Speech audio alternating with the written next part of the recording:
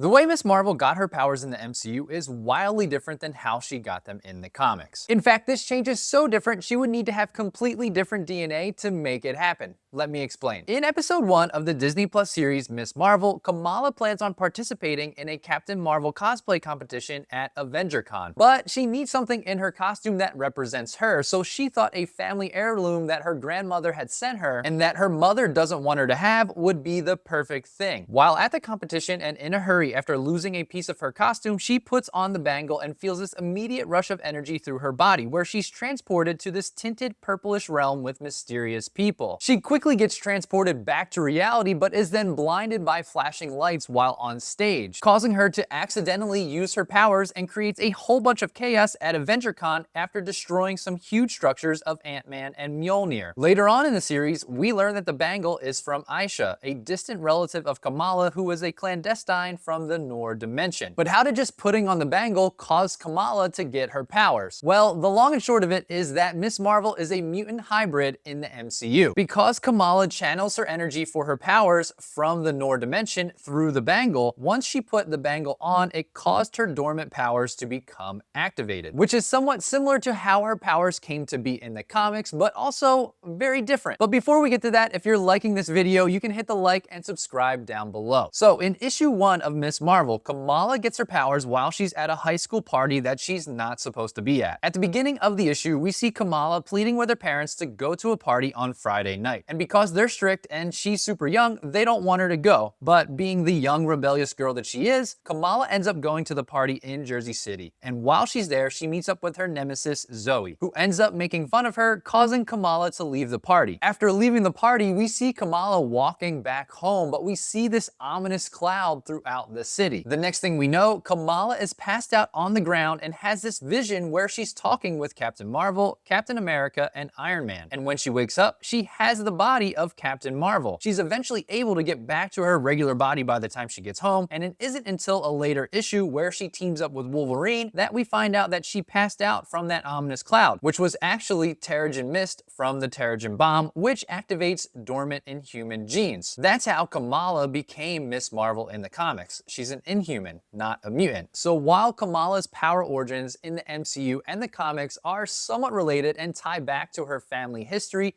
they are wildly different, with the MCU making her a mutant hybrid, and in the comics, originally she was an Inhuman, although now she's a mutant Inhuman hybrid. Part of that has to do, I think, with the MCU change, but the MCU probably made her a mutant hybrid because they didn't really want to touch on the Inhuman side of things because those past Inhuman projects didn't do so hot. And odds are, if you like this video, you'll probably like one of these two videos over here. So pick one and enjoy. And until the next video, Excelsior.